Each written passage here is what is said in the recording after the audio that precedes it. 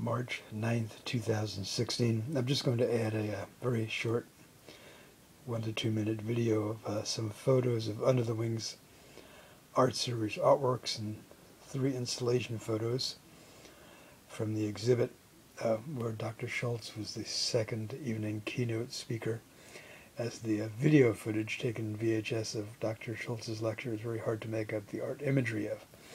So this will at least give a reference for viewers to my 2 works that were in the show.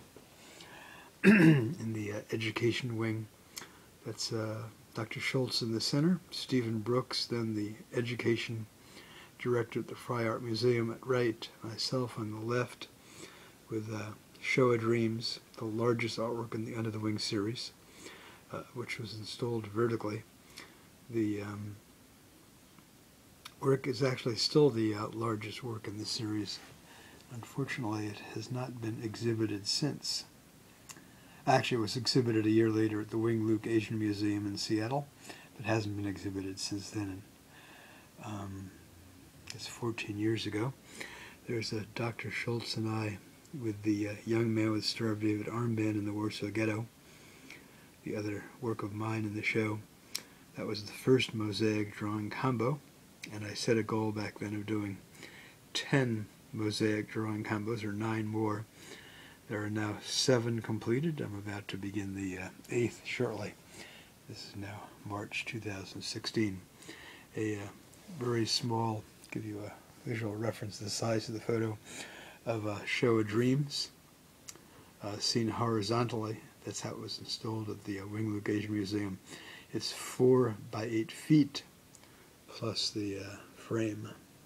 Has 28 or 29 people, a comparable number of birds' wings, some attached to the figures, some floating by themselves. Interior view of the Tłomacki Great Synagogue of Warsaw, which is blown up by the Nazis. Italian-Jewish wedding ring, hard to make out in this photo. The Lesko Synagogue in Poland.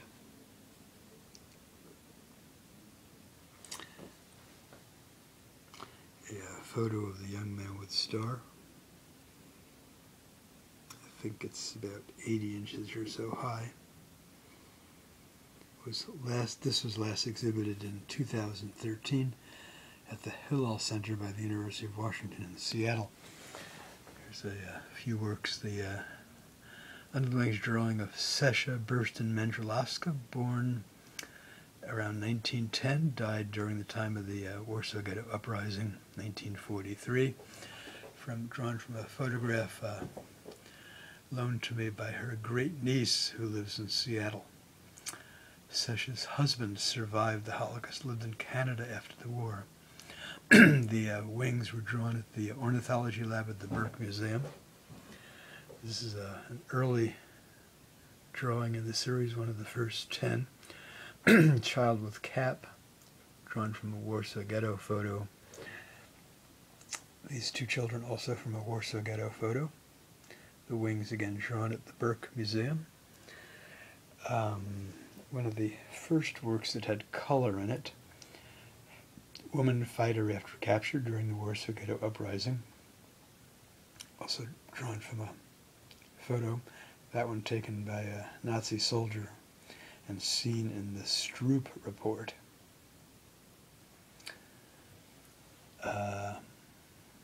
These 2 drawings depict members of a family which had one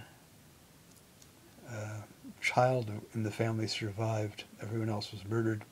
And I've depicted 6 of the family members in 3 different drawings. One of them is seen in Show of Dreams, a young man with a jacket and tie here. So these 2 girls were his sisters. That was another of his brothers. This was his mother. Laya Letterman was her name. Zosha and Hannah. The father, Leisure, and their youngest son, Yosef, all murdered. So now that will, I'll have this added and it will blend into the lecture footage.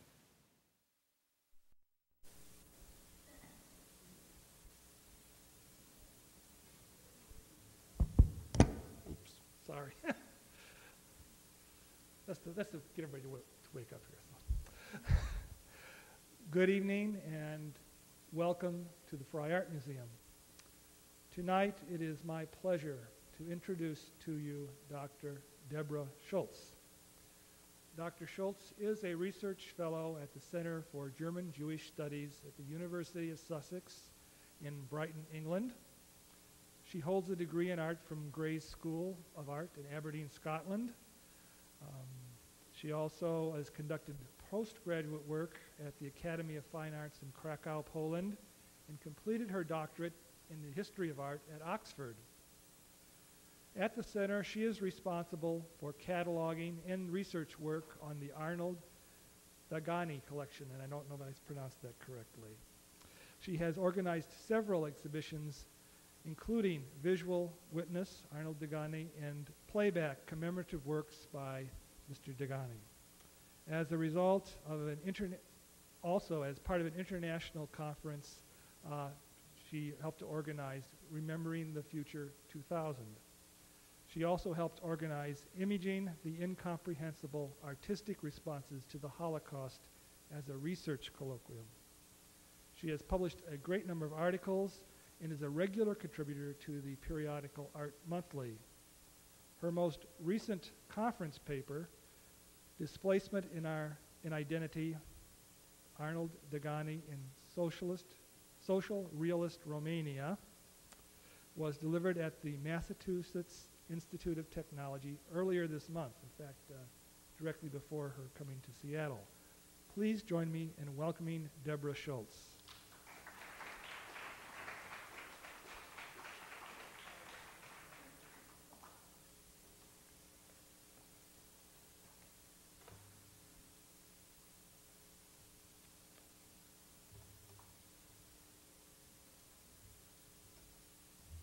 Well, thank you very much, Steve, for a nice introduction, and thank you for bringing me here. I'm really delighted to be here and very grateful to the Frye for arranging everything so that I could come here. What I'm going to do this evening is talk to you about how art can be used in education on the Holocaust. And we're going to look at work by 3 different artists. Mostly we're going to, well, to start with, we're going to look at the work of A.K.Segan, some of which is on display in the Education Gallery just around the corner. And the artist is here this evening, so after the lecture, he'll be available to answer questions about his work. And I'm also going to speak a little bit about the work of CharlotteSalomon and also about Almal Tegami, which is, as Stephen said, one of my research projects at the moment. Maybe you're wondering why I'm here and how I got here. I grew up in London, and as Steve mentioned, I studied in Aberdeen, and it was there that I met Akiva. He was artist in residence at Aberdeen Art Gallery, and I got to know him as he was a friend of my boyfriend then. And I was thinking about this now. This was back in 1987, and preparing for the talk, I was thinking about that time, and I remembered particularly that we used to call Akiva Gramps, or something like Grandpa, and it did seem a bit odd at the time, but thinking back now, I realized that he was only 37, and I mean, I suppose at that age, though, second-year undergraduates do seem very young, and you feel a huge generation gap. So that was how I got to know him. Then, as Stephen said, I studied in Krakow for 2 years. I was at the Academy of Fine Arts, which was really fascinating experience. I was there from 1988 to 1990, just when all the changes were taking place. Then I came back to to Scotland and practiced as an artist and exhibited and ran children's workshops, which was great fun. And I started to get more into teaching and research and teaching at the art school where I had studied in Aberdeen. And that led me into more research work and into the doctorate that I did on a completely different topic, on a Belgian artist called Marcel Brothers, who was working in the 1960s and 70s, associated with pop art and conceptual art. That took me to Oxford, and now I'm living back in London and teaching in an art school in London, and writing exhibition reviews and working at Sussex University. So I've been moving around a bit. And this trip to the States has been a really great experience, and so I'm really happy to be here. So let's start with the slides then. Akiva's works on show at the Frye are from his series Under the Wings of God. Within that series, Segan has said, I consider them, that is the two works on show, I consider them the two most important works in the whole series, as well as the two greatest artworks I've ever created. Under the Wings of God is a major series of 50 works by Akiva, and he began in 1991. The works range in size. Many are around 22 by 30 inches or 30 by 40 inches, but some are much larger, as you'll see in Show of Dreams. And there are also two life-size drawings that are around 80 or 100 inches high. This range of size seems to reflect a lack of conformity and flexibility in the series, an openness that is indicative of Akiva's discursive approach. The works are varied in media too. Many are in pen and ink, but the series also includes mixed media works, incorporating gouache, watercolor, wax, twine, and brick dust. This a poignant material giving a sense of destruction of a place. Akiva uses the series as the basis for slide presentations to ages around 12 to adult as a means of educating on the Holocaust. These presentations are given in various settings, from schools and universities to churches and synagogues, to municipal agencies and prisons, and to people of different ages, faiths, and ethnic backgrounds. The principle is one of inclusivity, of open discussion, education, knowledge and awareness, using the works as the starting point to discuss religious tolerance and the rights of minorities in today's society. Akiva began the series after seeing a book of photographs of the Warsaw Ghetto. His response was to draw from a photograph of a tram car, and that's the work you see on your left. As Akiva writes, as he wrote in a statement in 1995, on finishing the drawing, I was struck by the visual paradox of this tram seemingly floating in space, surrounded by the white of the drawing paper. I imagined it flying through the clouds. The moving tram takes off in flight. Sorry, end of quote. The moving tram takes off in flight. Entranced by this idea, Akiva went to the ornithology department at the University of Washington's Burke Museum to draw wings from the stuffed birds in their collection that fitted with the drawing of the tram. And within a week's time, the series was born, Segan continues. The tram was actually flying. It seemed a rich and poetic image. Soon I pondered the tram and its inhabitants, conductor and two seen passengers on left and right sides, and thought that if they were flying, in a metaphorical sense, then who would be looking down on them? And so I chose the series name, Under the Wings of God. The wings that are drawn on the tram car, the wings are drawn on the tram car in this case, but mainly on figures in the series, and are therefore an integral part of the project from the start. Akiva is often asked why he drew the wings. He explains this as an artistic and visual response rather than for conceptual reasons. Above all, he emphasizes that they do not suggest hope, as he he said, there was no hope for any of the victims of the Holocaust. Rather, and I quote, "Through the wings, I've given people the symbolic flight that they were denied in real life. Adding wings, I think it gives people who view the work a sense of peace. People of different faiths and backgrounds can interpret it individually as they wish." The wings also, he says, are a Jewish metaphor for freedom and redemption. They suggest a freedom from the trials of humanity. People say angels are a Christian invention, but there are angels all over the place in the Hebrew scriptures. End of quote. Angels are also plentiful in Jewish folk tales. So while there may not be so many depicted angels, largely due to the second commandment forbidding portrayal of the human form, they are an important part of Jewish culture. I would also suggest that perhaps the drawing of wings brings the images into the present for Akiva. And if any of you have visited his apartment, you would have seen the cockatiel, the budgies, and maybe you just heard them on the phone, but birds are very much a part of everyday life for Akiva. So while through his teaching he relates the Holocaust to contemporary issues, so the wings help to bring the drawings into the artist's present. Furthermore, the wings give dignity to the figures, making them transcendent, timeless, sanctified. As Andre Berkbiegler, a Seattle high school teacher, commented, "You have given me a way to present the inhumanity of the Holocaust that does not demean the victims.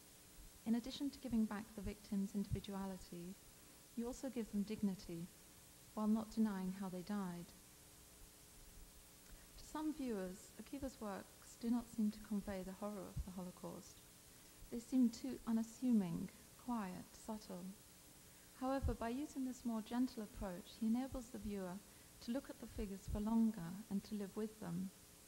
On this visual level, they are less challenging, less distressful, but the viewer is able, over a period of time, to think, learn, and reflect. As Akiva has explained, in my own way, I'm opening the subject up to people who might otherwise have turned away. Someone asked me once if I was sanitizing the Holocaust. I said, no, it's artistic interpretation. You don't need to show the piles of bodies in a grave in order to show the horror. So Akiva's means of exploring and understanding the Holocaust is by focusing on individuals. To try to comprehend 6 million is too difficult, too anonymous, and therefore the series depicts rather a small number of people, less than 100, so that the viewer is able to respond on a more direct level. The drawings are made carefully and attentively, as if by looking so precisely the artist is getting to know each person. This approach also seems to show great respect for the figures. It is really typical of Akiva's work, who shows similar sensitivity on other themes as well, such as land or seascapes or other historical portraits.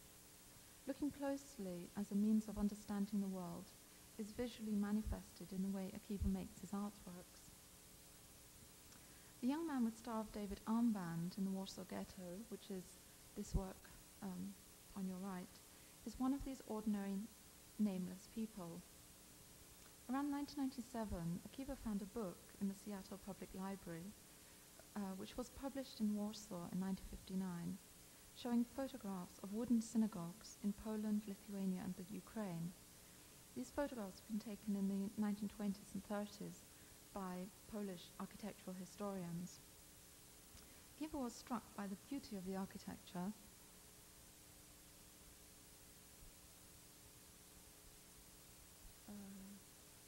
Okay.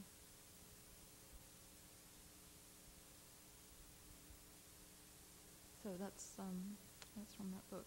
Akiva was struck by the beauty of the architecture, the wall frescoes, the ceilings, the carved wooden furniture, arcs, and balconies.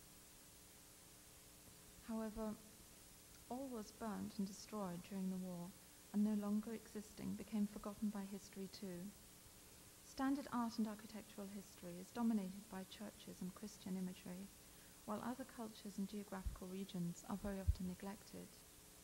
The detailed color and black and white areas on the young man's torso refer to these frescoes and carvings, and in a sense thereby bring them back into existence.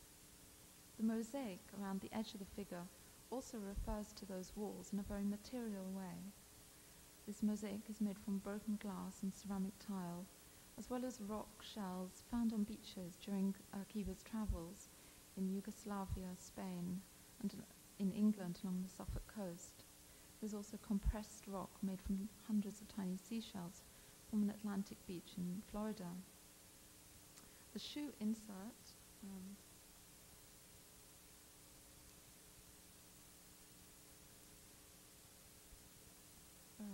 here, this shoe, shaped like a lining for a shoe, was taken from a photograph in a book on the last Jews of Eastern Europe, with a caption reading, "Pomash Hungary, a parchment from the Torah, which had been cut up by a Nazi to wear in his shoe." So it's very much a collage work, bringing together different imagery and materials.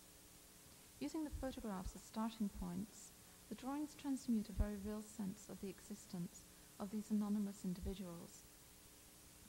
I'm just going to run through a few more works from this very large series.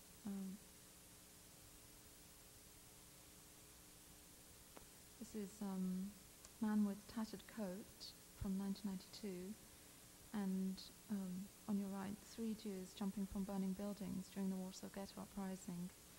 And we were talking about this today with Akiva, and he was struck by having been to Stephen Feinstein's lecture yesterday. I don't know if anyone was there, but Feinstein mentioned the Twin Towers and started wondering about what kind of artistic responses there would be, and just the people jumping from buildings. Suddenly there seemed to be kind of relationship with this drawing of Akiva's.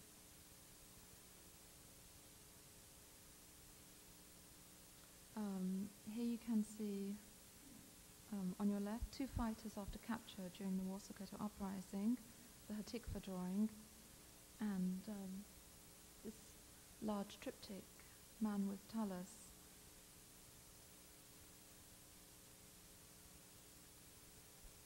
And these 2 works of children, and they somehow, especially looking at them today, actually seeing the works, they made me think about Native American drawings and a relationship between the past and the present, or the past in a different geographical place and the past in this region. Some of the people in the series are known. All these people I've shown you are anonymous, but some people are known. This is a drawing of Gita Lasky, and her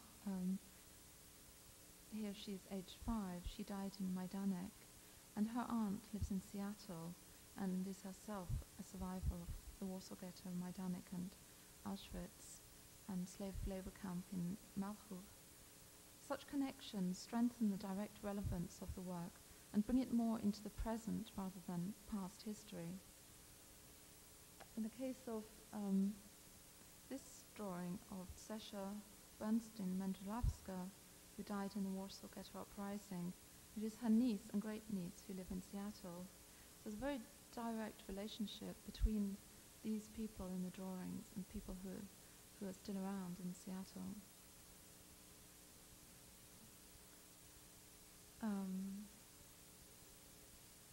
This drawing is of Dodi Fayeg, and it's titled Everyone's Sadi.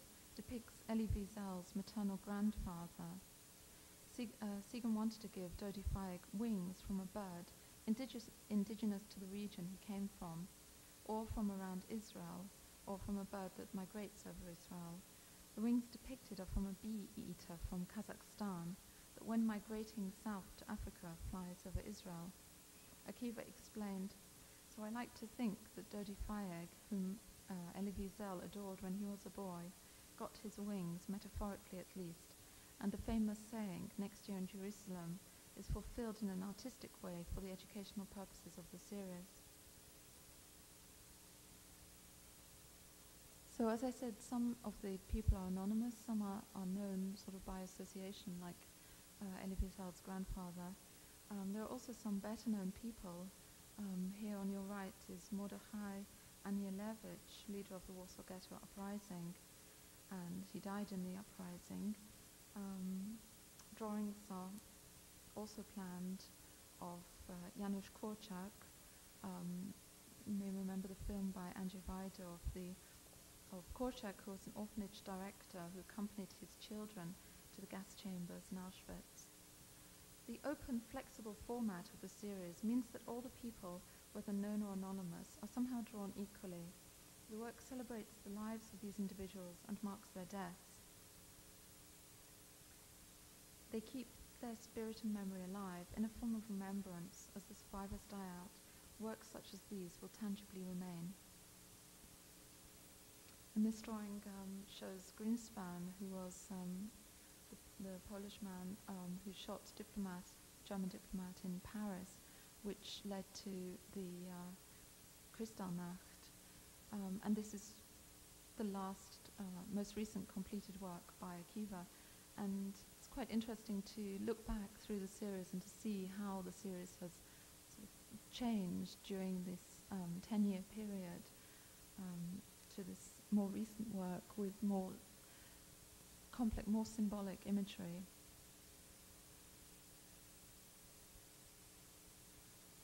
So here we see Shoah Dreams, obviously a large work, which is around the corner in the gallery, made over a 3-year period.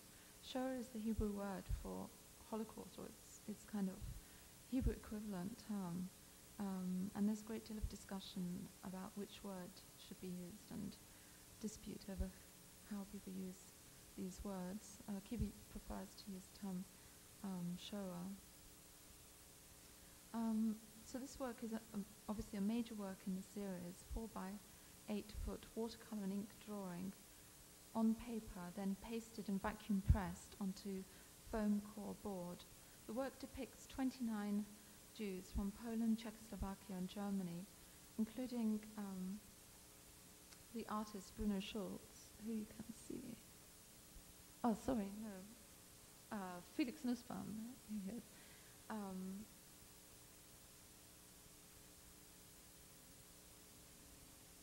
Based on this self-portrait. Bruno Schultz also depicted, as is Alan Lederman from Ostrovich, whose family are depicted in other works, and Zlata Barszewski from Tikocin near Białystok, who's Akiva's great-grandmother. Drawing also depicts the synagogue in Lesko in southeastern Poland, and the interior of the Tłomaczy synagogue in Warsaw. You can also see Polish Torah crown from the 16th, 17th century, an Italian Jewish wedding ring, and 28, 29 birds' wings. When shown on a tabletop, as it was actually made to be shown on a tabletop, the work enables a group of people to congregate around it at the same time in an arrangement that seems congenial to discussion. It wasn't practical to display the work on a tabletop in the Frye. So why does Akiva consider these two works that are on show here the two most important works in the whole series, as well as the two greatest artworks he's ever made? In a recent email exchange we had, he explained that they are both large works and have very complex imagery, what he calls multiplistic imagery, as for example in works by Picasso, such as Les Demoiselles d'Avignon and Guernica.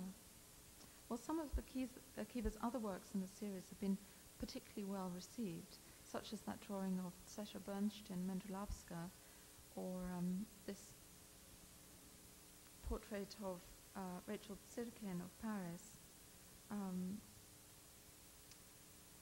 they do not have the same conceptual scale or complexity of imagery. Worked on over a period of time, Shoah Dreams and Young Man with Star-David Armband reflect the culmination of considerable thought and emotion. Shoah Dreams, according to Akiva, in which the victims are represented flying through metaphorical space, visually represents the sheer and utter chaos of the Shoah.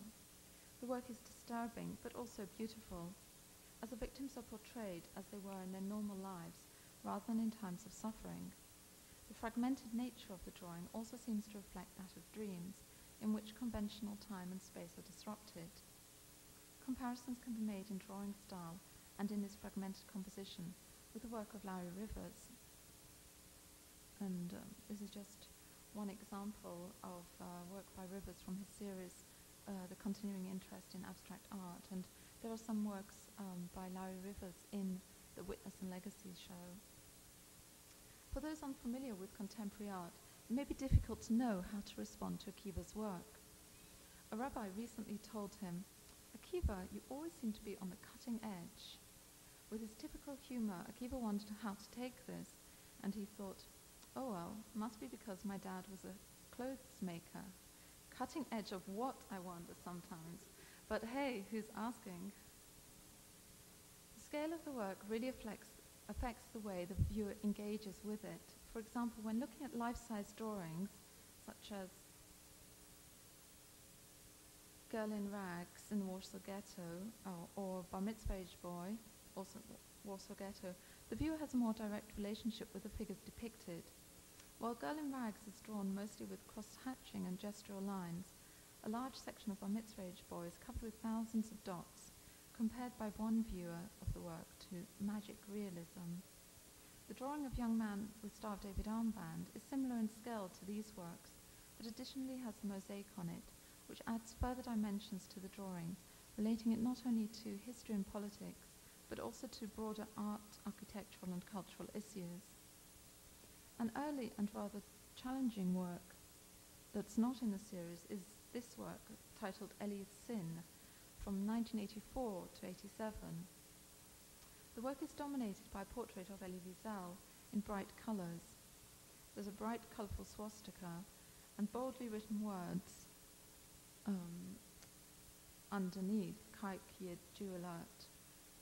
The drawing is signed by witnesses. I don't know if you can see this, but down here there are these witness signatures, and I think this is an important part of a number of works by Akiva, where he really draws viewers into the work in a very active way and makes them part of the work. There are also rubber stamps, postage stamps, more inscriptions, and the frame has 4 railroad spikes going through it, making visual reference to Saint Sebastian, as well as the railroad tracks carrying Jews and trains across Europe to the camps. You can see this.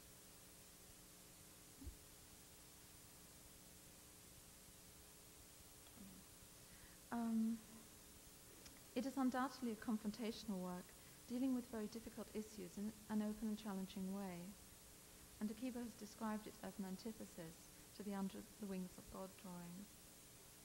Eliots Sin was purchased by the University Congregation Church in Seattle, which wanted to tackle issues relating to racism, tolerance, and interfaith relations. Although the decision to purchase the work was made by a committee, the Reverend Donald Mackenzie, responsible for selecting the work, and the committee became concerned that without reading the accompanying text, the work may be interpreted as somehow promoting racism.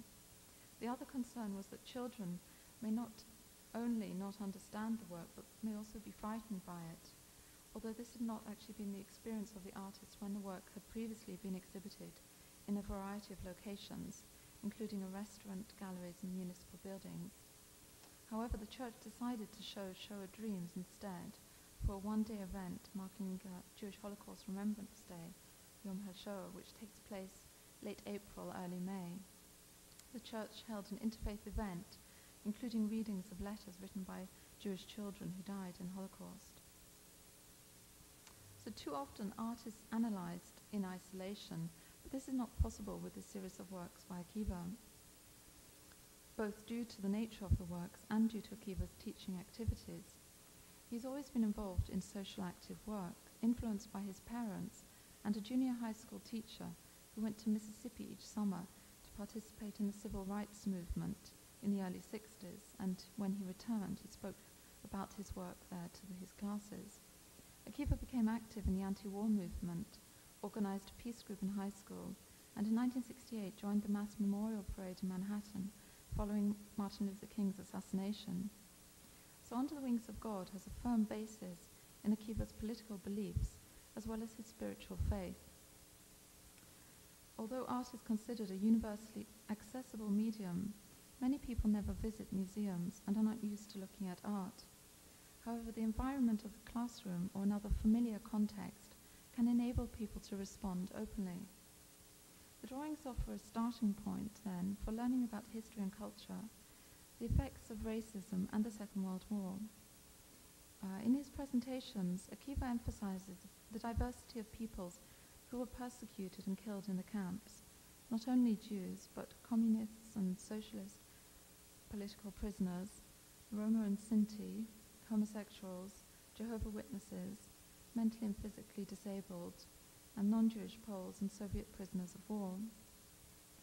He teaches about Jewish resistance, such as the Warsaw Ghetto Uprising, so that Jews are not only perceived as passive victims. He also teaches about those recognized as righteous Gentiles, and the countries such as Denmark, Italy, and Bulgaria, who saved their Jewish communities. He discusses the responses of the Protestant and Catholic churches to the Holocaust as the starting point for broader discussion of Jewish-Christian relations.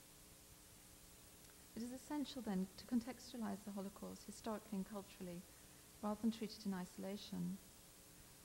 Parallels are drawn with contemporary issues such as stereotyping, and consideration is given to the possible consequences of what may seem like harmless amusement but can lead to racism and genocide. Images of stereotyping are examined in Akiva's workshops from historical as well as contemporary contexts, such as recent films that many people would have seen but may not have considered their possible implications. These images include stereotyping of Jews, from Michelangelo's sculpture of Moses with horns to Nazi propaganda, but also stereotyping of African Americans and Native Americans, such as in a recent film titled The Indian in the Cupboard. Discussion also explores the way in which stereotyping continues to the present, and tackles the ignorance that leads to this cultural hostility. So the artworks and teaching provide the starting point for further consideration of moral and ethical choices with which people were faced during the Second World War. Could ordinary people have done more? And what we mean by ordinary people? Are we now in a position to judge those faced with dilemmas that threatened their own lives and the lives of their families? Instead of trying to consider what we would do in such a situation, we may focus more on what we actually do now in our everyday lives. Could we do more to help those who need us? Could we be more active, more socially engaged, rather than passively allowing others to make decisions with which we disagree? Historical perspective condenses periods and events, while at the time changes occur more gradually. And I think there's, often a lot of criticism of those so-called ordinary people, but I think, we have to consider what we do as ordinary people as well. So in his presentations, Akiva also often shows the work of Israel Birnbaum, a Warsaw Ghetto survivor who emigrated to New York and died in 1992. Birnbaum illustrated a children's book called My Brother's Keeper, which shows the Jewish community in Warsaw.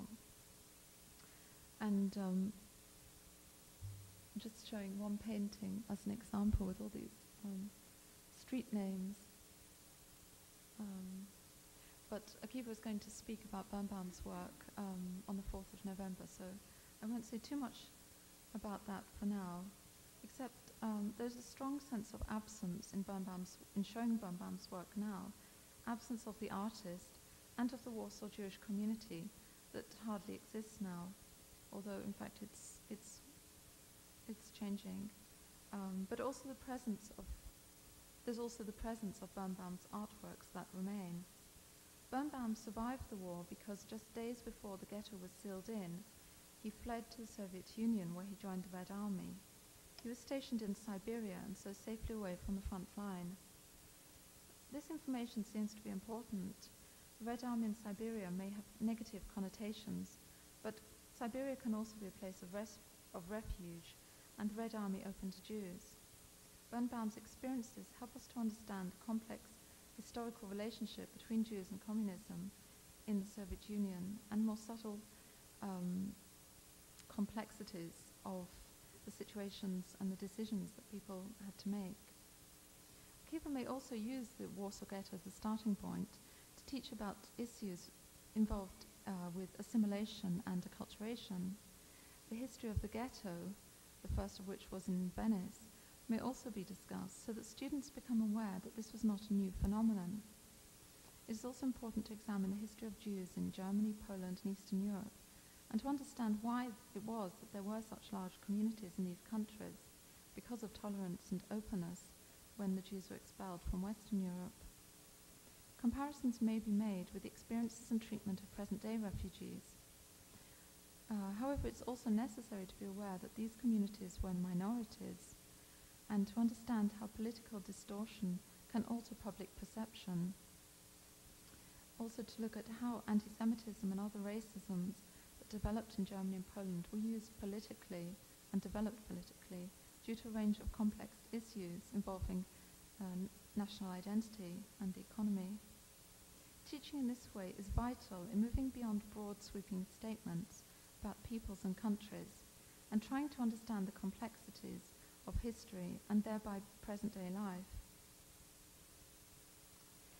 So responses to Akiva's presentations, as he says, have been 98% positive. Not sure what happened to the other 2%, but 98% is pretty good.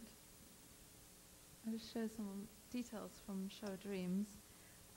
While I tell you about some of the responses to the workshop, which I found really interesting. Akiva encourages those who attend his presentations to write to him afterwards, and it seems to be a very active way of responding so that the students are forced to really think about what they've seen. And these letters are really fascinating, indicating an awakening awareness in art from the students and their developing knowledge and understanding. However, they also reveal some surprising lacks of knowledge. One 8th grade student who was clearly bright and articulate and very moved and impressed by the presentation wrote that beforehand, he wrote, "I thought the Holocaust was just one day where one guy named Adolf Hitler killed like 1,000 Jewish people." Another student wrote, "Before we started this unit, I didn't know much about the Holocaust. I just knew that Hitler was the bad guy." Such responses indicate that although there may seem to be many films and TV programs and books and so on about the Holocaust and the Second World War, the standard of knowledge can in cases be rather limited and superficial. Other students have been very honest in their responses. One student wrote, "To tell you the truth, when I was going to the slideshow, I thought it would just be some guy talking about a bunch of stuff. But when I got there, I really got into it. I found a new way of looking at the Holocaust. If I had a chance, I would go again." Presentations show how important it is to find different angles in teaching to keep what may seem to be an old subject alive. Broader responses are also equally revealing. One student concluded, "All I know is that if I should ever find myself discriminating against someone I don't know, I will be forever ashamed of myself." The student who admitted that she knew little about the Holocaust, further on in her essay, wrote about trying to understand hatred. She wrote, "We all hear that hate is very bad, but still we make fun of people because of their looks or clothes or skills. Why don't we stop hate and help those who are troubled by it? I tried as hard as I could to understand why hate is so strong in our societies, but I guess I'll never know the answer until I, myself, try to make it stop."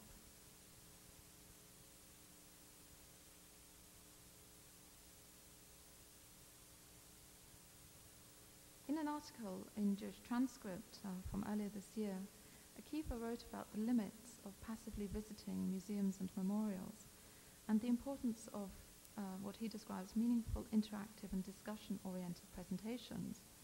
He suggests movie screenings in classrooms and auditoriums can be followed by group discussions. Children and youth can do performance readings of letters written by deported Jewish children. Students can write or perform in theatre, do music programs, create art like murals and mosaics for schools, houses of worship, involving youths of different backgrounds, faiths and races. So art activity is a very effective way of developing self-confidence in children and individual identity. Students may work in groups involving dialogue and cooperation with others.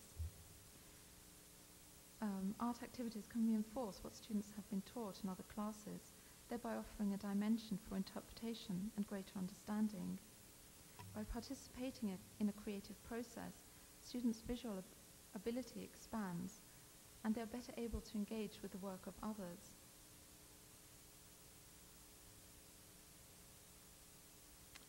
So I'm now going to briefly look at the work of two other artists, and just to indicate some points in which work by other artists can also be used in teaching about the Holocaust. And both of these artists had direct experience. This is the work of CharlotteSalomon, who grew up in Berlin in a highly acculturated German-Jewish family. She made a series of around 1,300 gouache drawings and inscriptions titled Life or Theatre between 1940 and 1942, when she was in exile in the south of France. And it's a really fascinating series of works, and there's a lot of research on her work at the moment. Maybe some people saw the exhibition that was touring the States recently. This series gives an insight into CharlotteSalomon's thinking and experiences and enables the viewer to learn about her life story.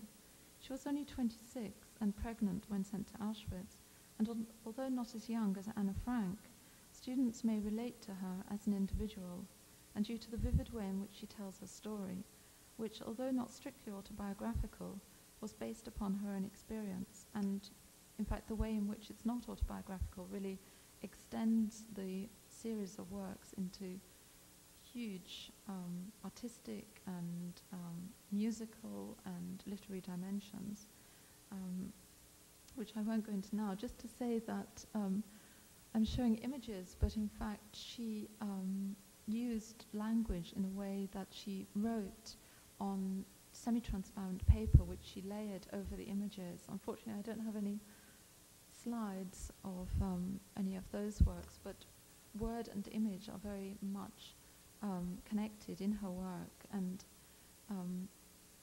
neither one is more important than the other, and also music is a third dimension, which is also absolutely vital to the work. But just to point out a few ways in which her work can be used as a starting point for teaching, and just to say that the works that we show here, for example, the one on your left, shows her mother's suicide. There was a long history of suicide in CharlotteSalomon's family. And in this work, I think you can see also this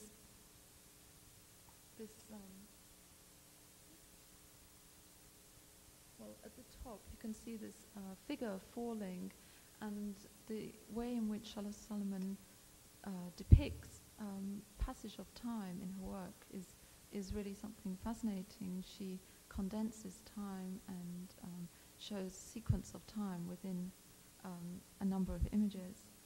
So Salomon's work can be used to teach about autobiography and the author's interpretation and selectivity in their own story.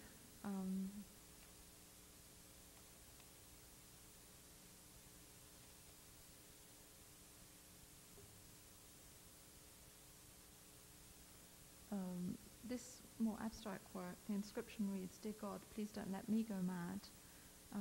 Also this history of madness in her family. CharlotteSalomon's work can also be used to teach about acculturation and assimilation and the relationship between majority and minority cultures. also about German Jewish culture and identity in the early 20th century, examining particular details that are depicted in Salomon's story, such as that, and this was a point that Stephen Feinstein mentioned yesterday, there's one drawing of a Christmas tree. The family celebrated Christmas, and the way in which this family had a very strong German Jewish identity, very assimilated, but also with a very strong Jewish identity. Also teaching about German history of the time. This work on your right showing persecution of Jews in the 30s. CharlotteSalomon was admitted to art school in 1935, and in fact a few Jewish students were admitted whose fathers had fought for Germany in the First World War. Of course, there was a large number of Jewish soldiers fighting for Germany and Austria in the First World War. And the art school that CharlotteSalomon attended was generally sympathetic, but by 1938 she was forced to leave. And so that aspect of her work can also lead to discussion on the Nazis' notion of degenerate or entartete Kunst, degenerate art, and the way in which they promoted specific kind of imagery. And also the fact that CharlotteSalomon was a woman and her specifically female experience.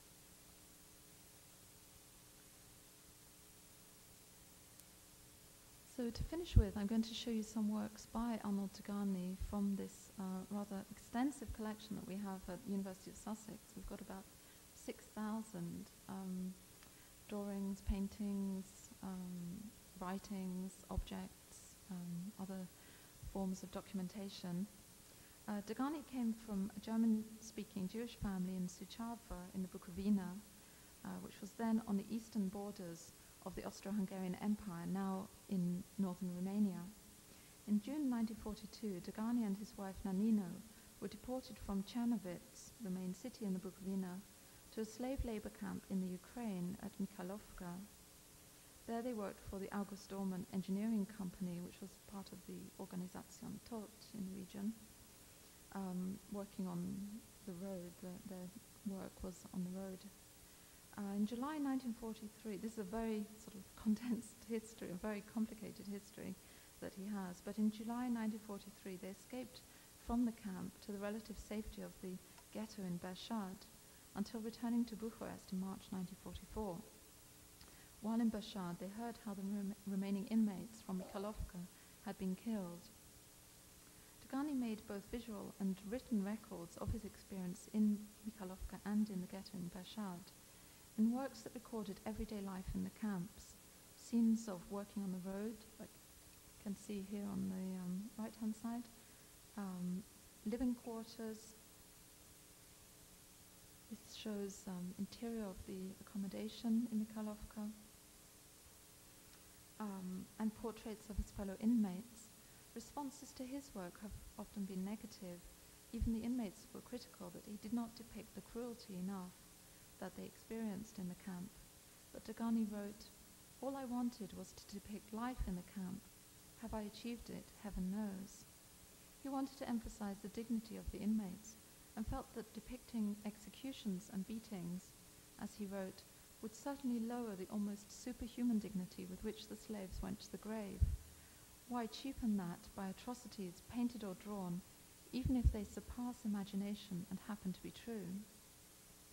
Daghani's work thereby brings into focus this fragmented relationship between the event, its verbal, and its visual representations, and this is obviously fundamental to all responses to the Holocaust.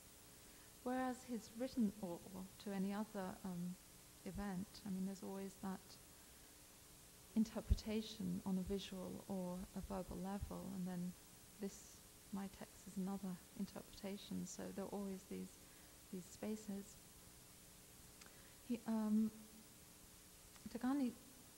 Whereas Daghani's written accounts record many acts of brutality by the guards, he consciously and carefully selected both the subject matter and form of the images he would represent.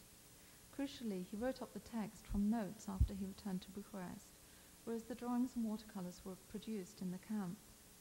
as Ziva Amishai Meisel has indicated, and she's done a lot of work on Holocaust art, inmates tended to make rather objective recordings due to a necessary repression, for allowing their feelings to be fully expressed while in the camp would have made their traumatic experiences more difficult to survive psychologically.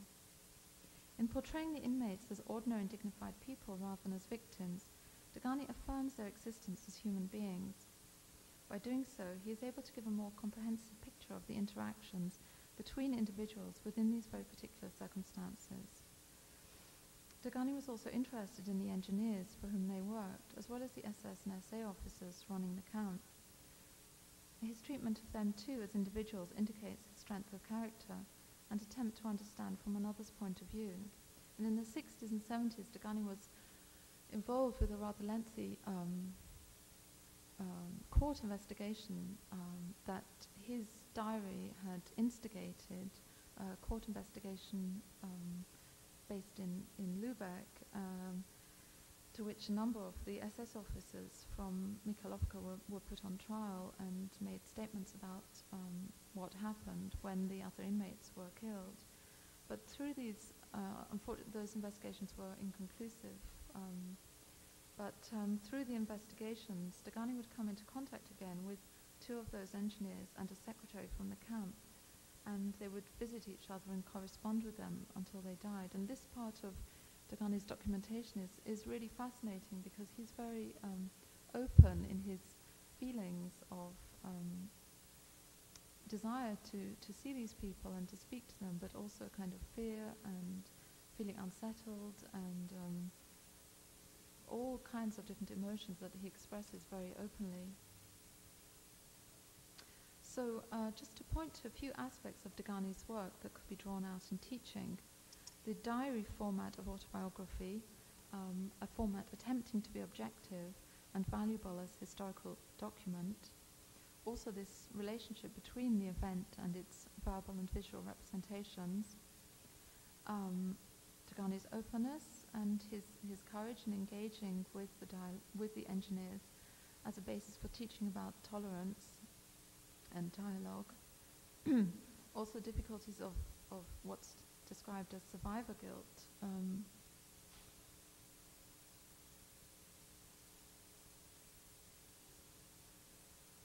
This work shows this, what Daghani describes as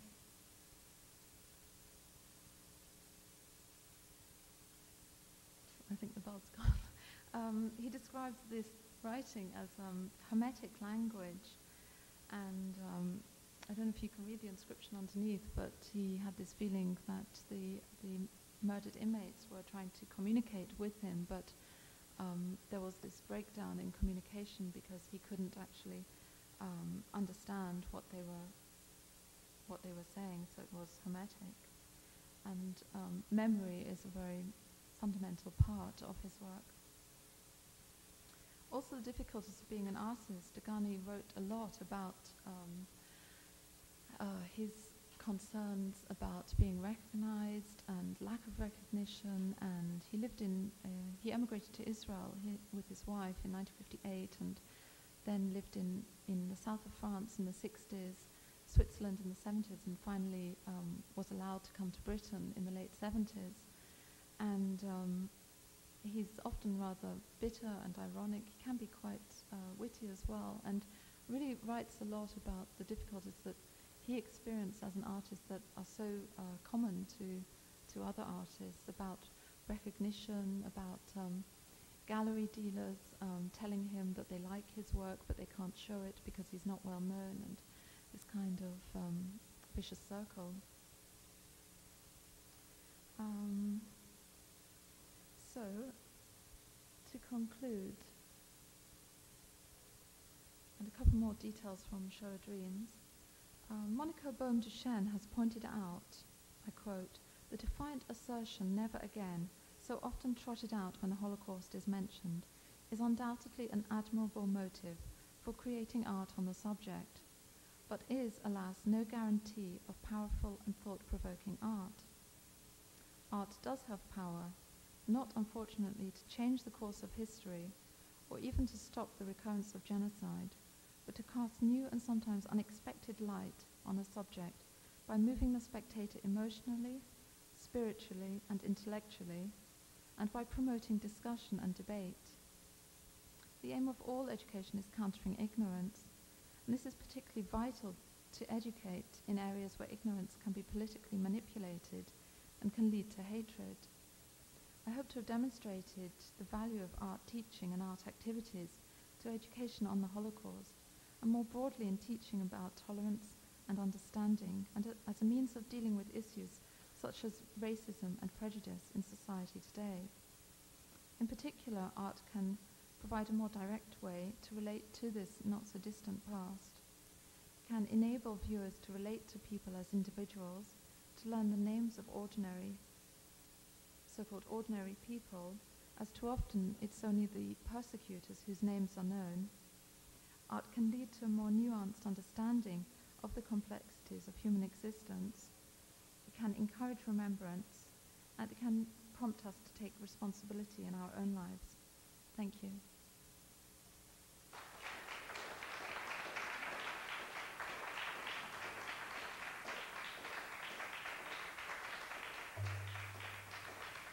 I just want to say that I've brought, this is kind of self-promotion, it's from the Centre for German Jewish Studies, where I'm working at the moment at Sussex, and if anyone's interested, I've brought a few newsletters and campaign documents which tell you more about the kind of projects that we're working on there. So I'm happy to take questions, and Akiva is here as well if you want to ask him a question now or afterwards. Just go around the corner and speak to him maybe in front of the work. I can see one hand. Yes.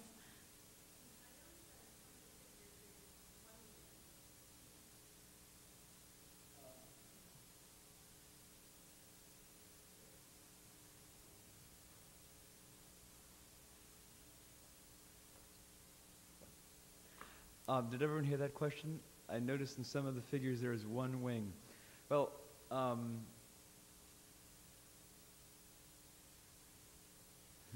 me a second here.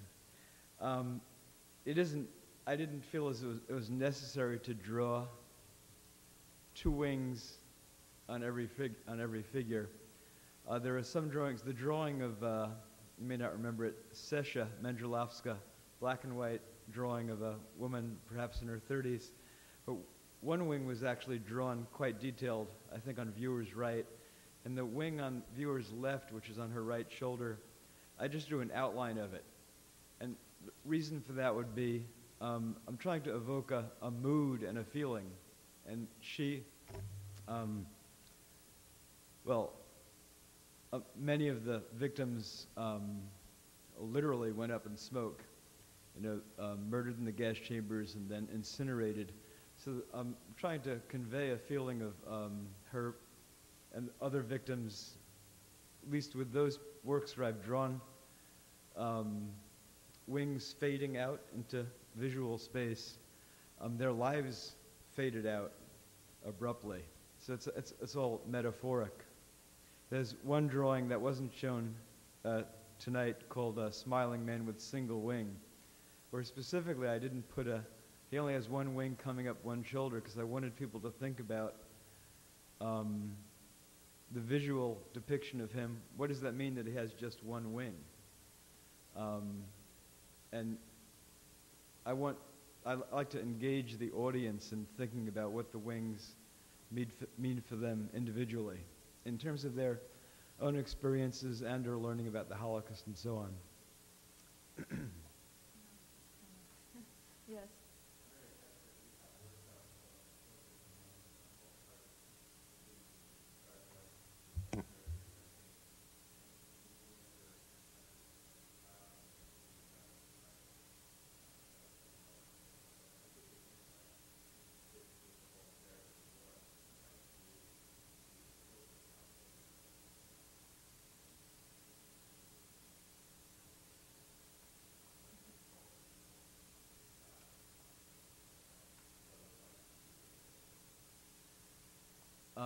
Not sure if I...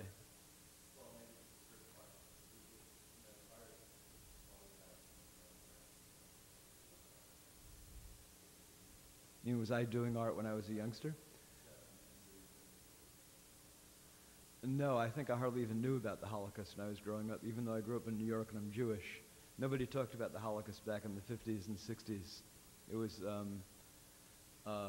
it just was a fairly under-the-table piece of history. I mean, there was some. I went to Hebrew school and Sunday school, and I knew about it, and I knew that I must have known that millions of Jews were killed, but there was no formal learning on it, at least when I was growing up.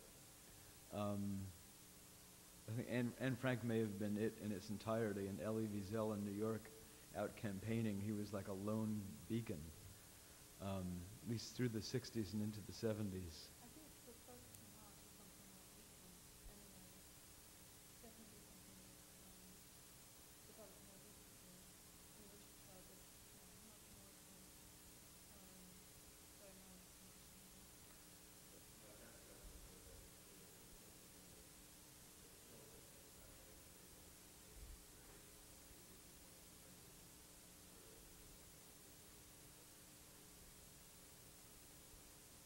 I'm sorry, is that you're saying that as an observation or as a...